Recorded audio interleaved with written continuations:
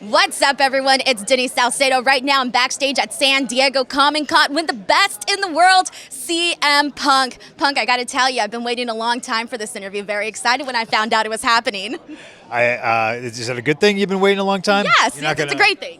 You're not gonna surprise me with anything? No, I promise I won't. Okay, good. That was probably the biggest surprise, is me telling you, hey, I've been waiting a long time for this interview. Okay, good. Well, hopefully I don't let you down. No, for sure. Well, let's go ahead and dive right in. So I want to start off by asking you how you're feeling both physically and mentally heading into this match at SummerSlam with Drew McIntyre.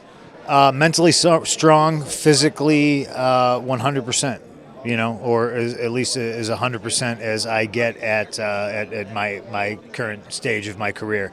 I feel good. I'm anxious, and I'm ready to lace up my boots.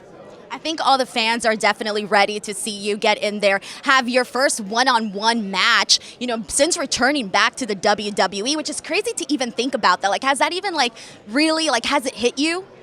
Yes and no. You know, obviously I wrestled at the LA Forum and Madison Square Garden, and I only mention that because I beat Dominic Mysterio, and I like to remind him of that, and I like to let everybody know, you know, where we stand with Dominic.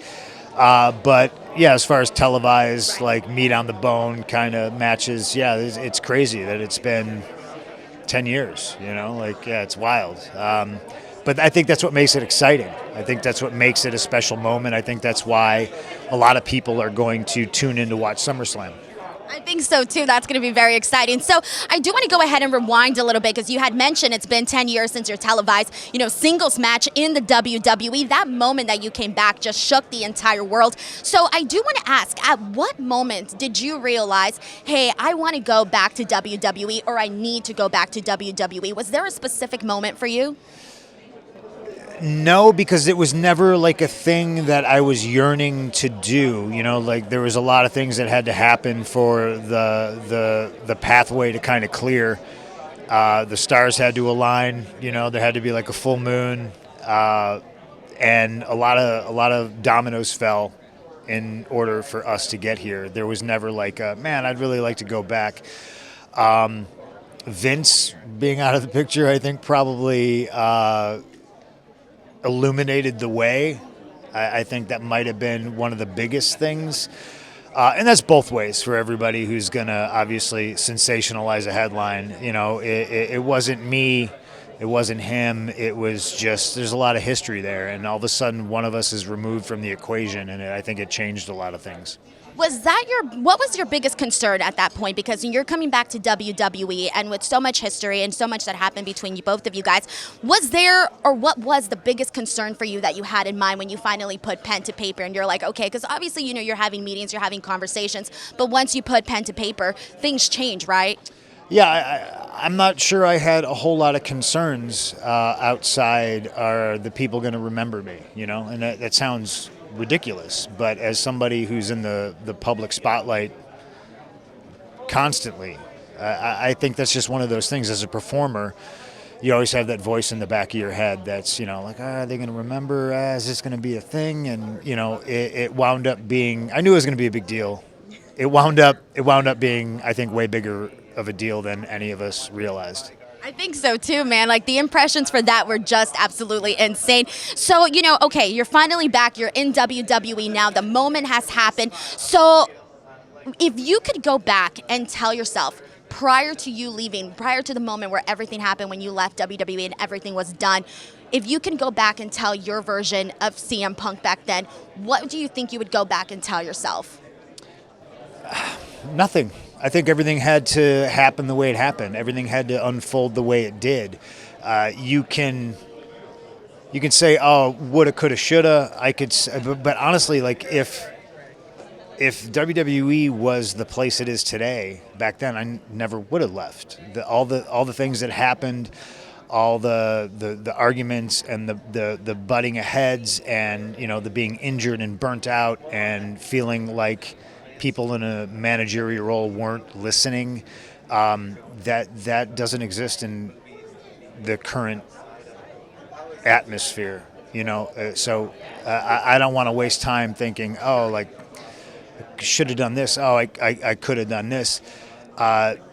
I think what makes my return so special is because of all the histories, because of all the time passed, and now we're here, and it's a happy moment for me. I'm just grateful to be here. It definitely is. Now, I do want to go ahead and ask you, because you have been very outspoken about AEW, and I got to attend all of the shows and things and saw you wrestle and do your thing. So I do want to ask you, when you look back at that time period in AEW, what are some of the moments, some of the matches that you look back at fondly? Darby Allin immediately comes to mind. Darby's a friend of mine, and I don't like talking about myself like in this regard because, again, people sensationalize headlines and they, make assumptions, and next thing you know, people in the basement are, diagnosing me with some sort of a psychological disorder, even though, anyway, I'm veering off course. I like to think that was a special moment for Darby, being a straight edge kid. Being the one that kind of lured CM Punk back into the ring and getting my first match back after 6 or 7 years or whatever it was. That'll always be my number one with a bullet, because I think Darby's a talented kid, and I was happy to share the ring with him. And I think we told a nice little story. Awesome. So I know we got a couple minutes left, so just one final question. You did sign with Paradigm Talent Agency, so I do want to ask you about your goals and aspirations in regards to that. Movies and TV. I want to do fun stuff with cool people. That's kind of basically the pitch that I gave them, and then that's the pitch I've been telling everybody all over Hollywood when I have meetings. I'm not, Dave Bautista. I'm not Cena. I'm not The Rock. But obviously there's value, and it's not just me. I think there's a lot of professional wrestlers who exhibit the same qualities. What we do every week is live television, and there's no better training for reading a script or reading lines or acting. Acting is almost infinitely easier, because if I screw something up, we can just do it again.